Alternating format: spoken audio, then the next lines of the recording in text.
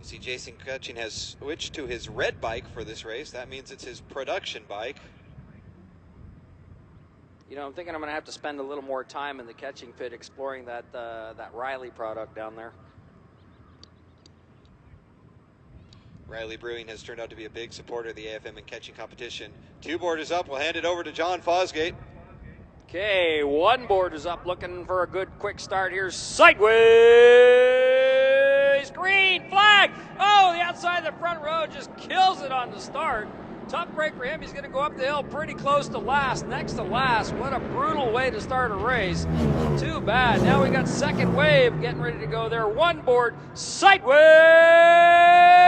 green flag, and off they go again out of the number 2 slot. Oh, no, there goes Alan Cunningham on the 38 machine, taking it up the hill. He got a little bit of a slow start, but seemed to have a lot of power off the line. And we got our final wave up here, John. 2 board is up for the novices. 1 board on its side. Revs come up. And off go the novices. A screaming Hornets as those 250s wind their way up. It's going to be on the inside. I believe that is Sean Voigt working his way for the whole shot up the hill. Actually, those are screaming sewing machines. At least that's what I always call them. They're so quiet. They sound like little sewing machines, and they go by with the bone stock exhaust. Wouldn't that be called singers then? I can't argue with that logic at all, but I gotta say. Leaders coming through 7 right now. This is going to be Jason Ketching up in front. He's been very dominant in this class. He puts a lot of time and effort and development into this bike, as does his entire pit, and it is indeed the red bike of Jason Ketching. But second and third place, that's a close competition.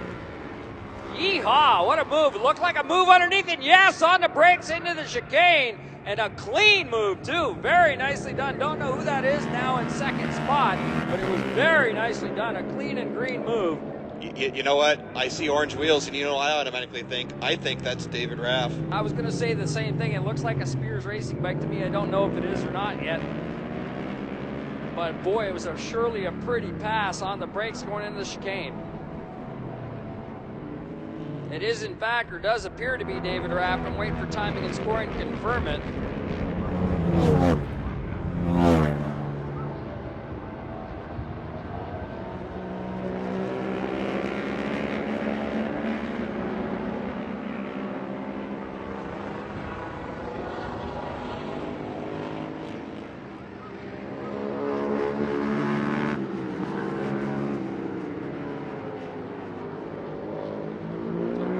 Showing Jason Ketching. It is in fact David Raff, then Stephen Smith, and Corey Cole, and Miles Alexander out there, top 5.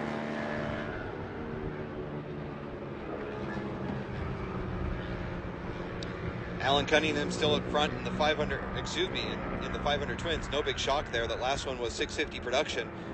Patrick Aldinger is really flying out there behind Paul Johnson. The 2 of them are just going at it for second and third place in 500 twins.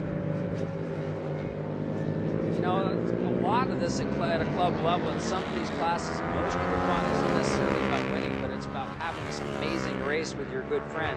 Some of the best races, one of the best races I had ever had was for 12th and 13th out here with a guy by the name of Glenn Filshie about 1 million years ago racing RZ350s.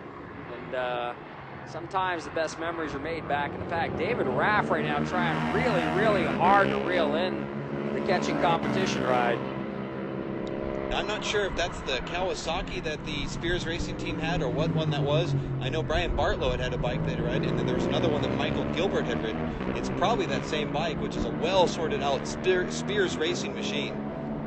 Yeah, but I think according to Greg Spears, that bike is basically bone stock. So, Jason Ketching has got a good ride going on right now. David Raff has got a lot of laps. Both these guys have put their time in and are doing a phenomenal job out there. So, having said all of that, we are definitely seeing some good racing going on out here. You know, it's a real difference in the class. In the 650 production class, the second generation SV is the popular candidate.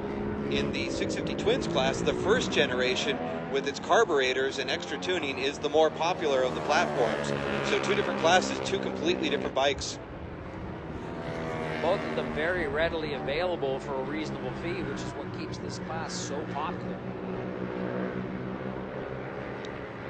On that last lap, David Raff was actually a touch faster than Jason Ketching, but Jason Ketching is extraordinarily difficult to get around. He's a big, tall guy, and it's difficult to find a way through, especially if he knows you're there.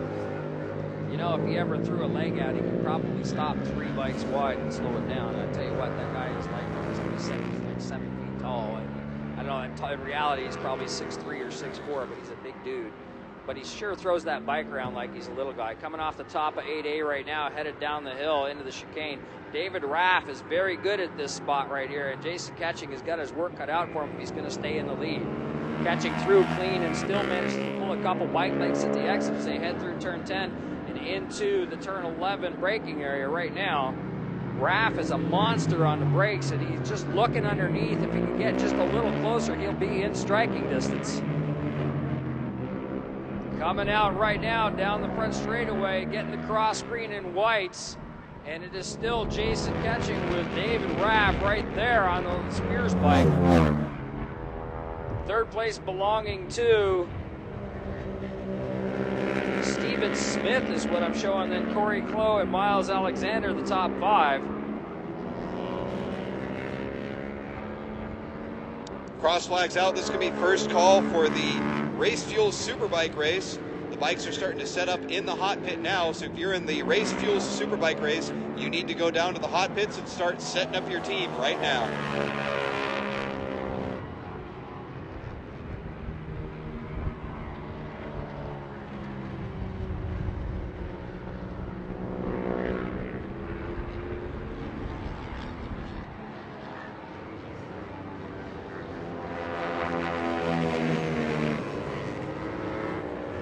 Heading into turn 7, we got an excellent view of Jason Ketching leading David Raff through. David Raff on that orange wheel Spears machine. Even the Spears trailer had bright orange wheels. I really got to respect that. Gotta say, if Jason slows down or gets even the slightest bit tired, David Raff is going to be all over him. As they come into some lap traffic right now, that's going to make things difficult. And David Raff gets the worst part of that as he gets caught behind a much, much slower lapper, and it just totally, completely holds him up. Jason Ketching got lucky and got through, got by it before the chicane. Ketching, tell you what, that was a big break for him right now as they come down the front to take the cross green and whites. That's going to give him a little bit of time, but and again, that could change any time. But David Raff just got brutally slowed down, and that may just give Jason Ketching a little bit of a breather. Jason using up every inch of the racetrack as he heads through turn 1. It's slice and dice as he's working way through traffic. They're 1 and 2. He's just masterful at going through these little ninjas right now. And again, it's nothing against the riders he's going on. Ketching has about double the horsepower of those other little 250s out there. You know, I gotta say, he's doing it very smooth and clean, and not, smooth is fast. There's just no way around it. Ketching is clean out there. He's looking very good. He's a big guy on a small bike, and he's just being able to throw that thing around as clean and as easily at will. It's got to be difficult hopping from that bike to his super bike to his R6. That's got to be a real challenge. I remember when Dan Sewell was trying to wrestle with the 650 Twin and his GSX-R 750 at the same time. He found it extraordinarily difficult to go from one bike to the other because the handling characteristics were so very different. Well, that's a testament to his ability. That ability to adjust from one to the other, back and forth, and still maintain the kind of pace that he has been maintaining on each of them. It says a lot about his riding ability and his willingness to be, I guess, open and flexible to changing things a little bit. Because every setup on his bikes is radically different, I'm sure. And obviously they're all well set up because he does well on all of them. Into the chicane right now with a nice big gap and 3 laps to go, or 2.5 laps to go.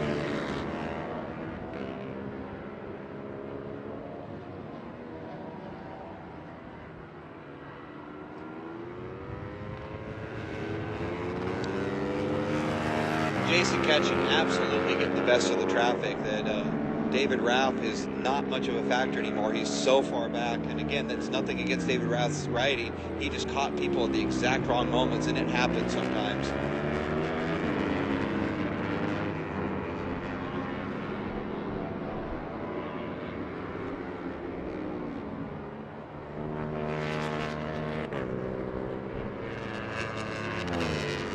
Alan Cunningham still up in the front over in the 500 race. No big shock there. Brian Bartlow working his way all the way up to third place. Again, I shouldn't be surprised. Brian Bartlow is so clean and so fast, and he's doing it on a 250 Ninja. Well, you know what? Brian is the master of that bike in reality. He's one of the single fastest guys on that particular frame out here. When he's on it and riding and very, very current, which he isn't necessarily right now, he hasn't been riding as much as he would like. Jason Ketching having to deal a little bit with traffic there right now. He got slowed down a little bit at the exit.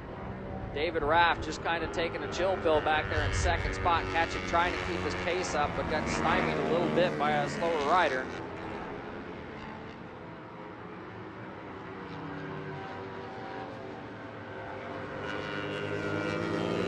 Jason Ketching entering turn 9 right now, bending his way through. More lap traffic to work. David Raff, there's only one lap of traffic between he and Jason Ketching, and he's going to hit him at just the right moment, coming through 10. No drama at all, while Jason catches a rider at the entrance to 11.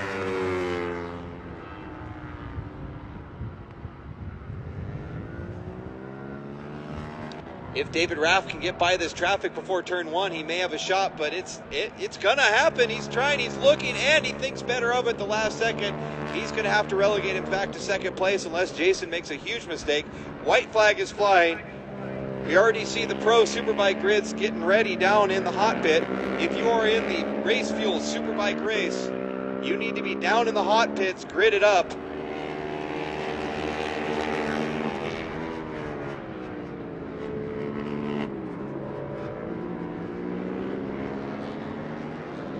John, we're fairly close to on time with all the action today. I think we're only about 10 minutes off of the pace of the day, and that's a real testament to all the people working here, what they're able to do to put together all these races and what could be best described as controlled chaos when you add 300 or more racers into the mix. It definitely has been a very good day. A couple of mild incidents, but good things going on.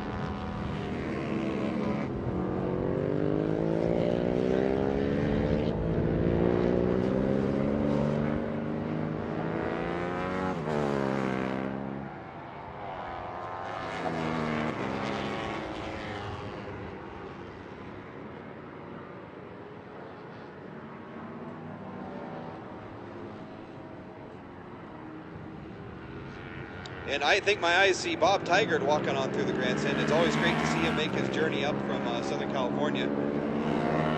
Jason Ketching working his way through turn number 11. He's got nothing in front of him, and Dave Raff too far behind him. One more turn, and he's going to pull through another victory as the Big Kahuna brings out the checkered flag. It's flying for Jason Ketching with the Ketching competition team. David Raff with a hard-fought second place.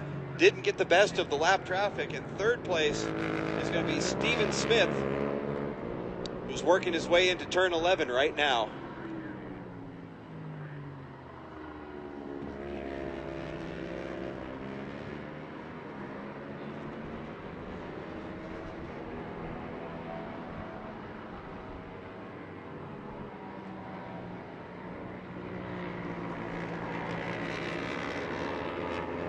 As checker flag flying, we're getting ready for the next Race Fuels Superbike race. We're looking for rider 85R. If your number is 85R, please come down to start finish immediately. That's rider 85R. Please come down to start finish and see the race director.